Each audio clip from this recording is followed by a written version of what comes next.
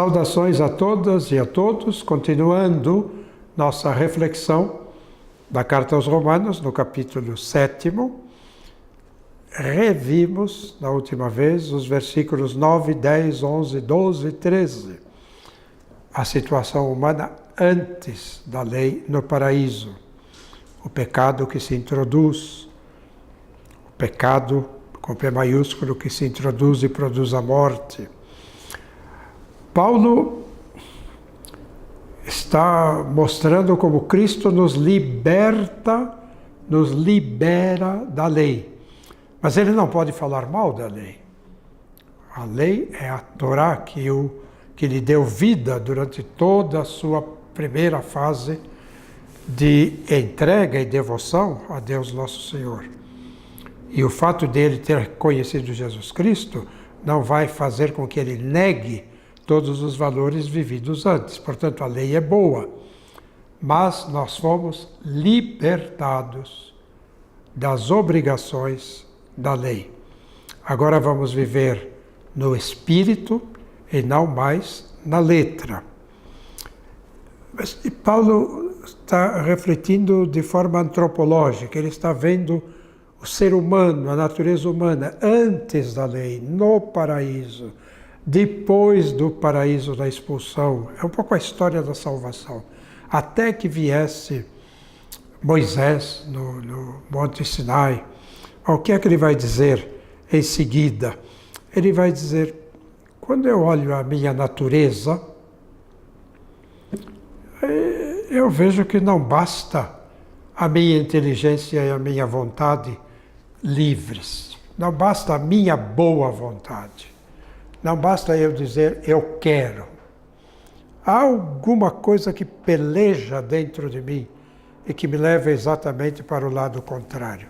Então ele está falando sempre deste pecado grande que domina a natureza humana. Entrou uma vez na natureza como uma doença contagiosa e permaneceu. De Adão até nós, permaneceu em todos os seres humanos. Não que eu tenha feito o mesmo pecado de Adão, pecado como ele pecou. Ao pecar, Adão e Eva tornaram enferma a natureza humana. E é esta natureza que é transmitida a todos os seres. E nela se verifica esta lei. Eu quero. Vontade livre, iluminada pela luz de Deus. Eu quero fazer o bem. E o que faço é o mal. Eu quero fazer o bem e o que faço é o mal. Infeliz de mim, diz Paulo. Como é que eu saio desta situação? Graças sejam dadas a Deus por Jesus Cristo, Senhor nosso. Como é que eu saio dessa situação? Por Jesus Cristo, Senhor nosso. A única maneira de superar esta força negativa da minha natureza é entregar-me totalmente nas mãos de Jesus Cristo. Entregar-me totalmente a Jesus Cristo. Se pensarmos bem, a primeira coisa da nossa existência nova é a profissão de fé na pessoa de Jesus. Eu creio em Jesus Cristo. Eu aceito a pessoa de Jesus. Eu me entrego a Ele totalmente. Eu entrego minha vida a Jesus Cristo. Depois disto, vem todos os sinais sacramentais que vão mostrar que isto é real na minha existência. Então, o verdadeiro cristão é aquele que crê em Jesus Cristo e é batizado. O verdadeiro cristão é aquele que crê em Jesus Cristo e é batizado. Então, ele é batizado porque ele crê em Jesus Cristo. E alguém que estivesse à beira da morte, ou viveu longe de Cristo, ou negou, ou nunca se importou também com a religião, naquele momento, a sua profissão de fé é importante. Você aceita Jesus Cristo, você crê em Jesus Cristo, Você crê em Jesus Cristo, isto é fundamental. Nós, católicos, às vezes corremos o risco de passar por cima da profissão de fé e ficar na expressão desta profissão, ficar no rito externo, no rito, entre aspas, sacramental. Claro, os sacramentos, eles mostram a graça, são sinais eficazes da graça, eles mostram a graça que lá está. E esta graça é resultante da profissão de fé, é a fé que nos salva, a pistis, fé, que São Paulo sublinha constantemente, a fé de nosso pai Abraão. E é ela que importa verdadeiramente. É lógico que ao sacramentar alguém e passando o santo óleo dos enfermos, todo este rito será um rito que expressa uma verdade. A graça está aqui, Deus está aqui. Mas não é mágico. Não estou fazendo magia, menos ainda, por favor, bruxaria. Estamos fazendo um rito que expressa uma verdade de fé. Por isso é nosso ato livre que nos dá a justificação, ensina Santo Tomás. Disse que nós católicos às vezes corremos o risco. E nesse sentido, sempre podemos aprender com os irmãos evangélicos também. Também com os evangélicos a gente fica do nosso lado um pouco aturdidos e preocupados com a questão financeira, a prosperidade, uma religião comercial.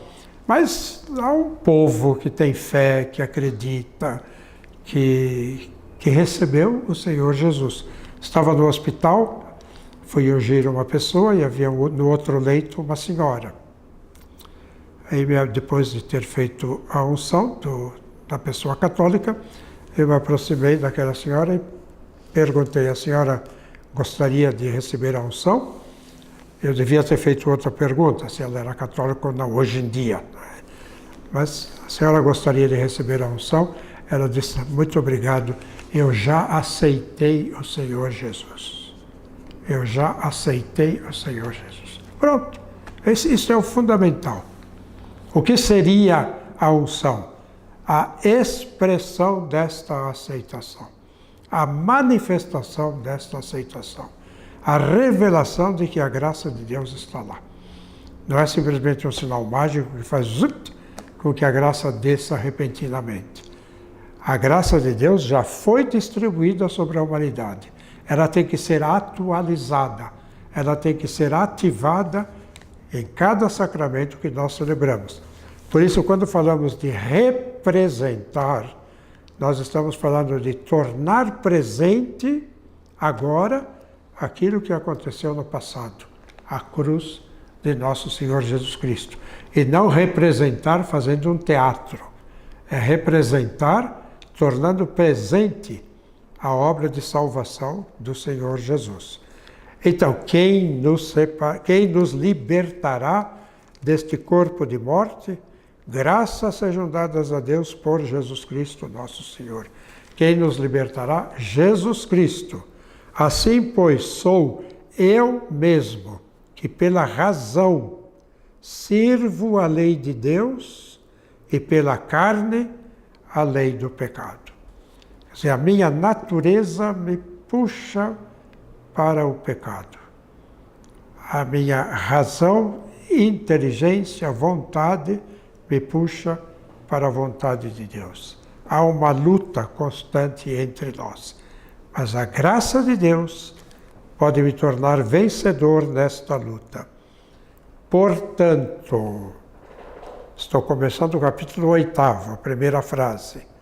Portanto, mais uma dessas frases que nos deixam estarrecidos diante de Paulo.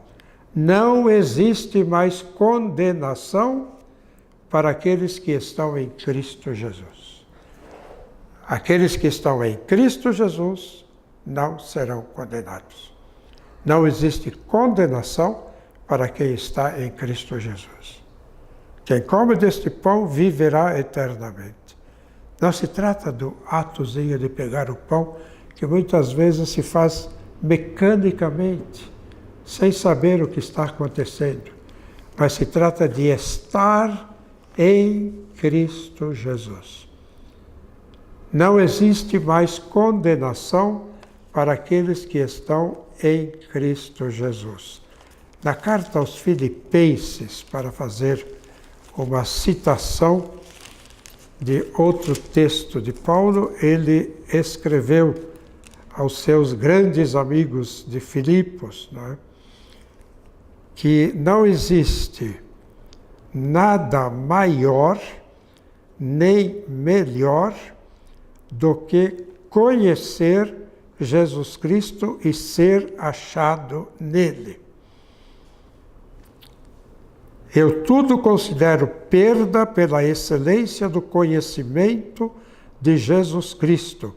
Perdi tudo para ganhar a Cristo e ser achado nele, não tendo a justiça da lei, não é pela justiça da lei, mas pela justiça que vem de Deus, apoiada na fé. Aquele que pela fé disse uma vez, eu aceito Jesus Cristo e me entrego totalmente nas mãos dele. Para este não existe mais condenação.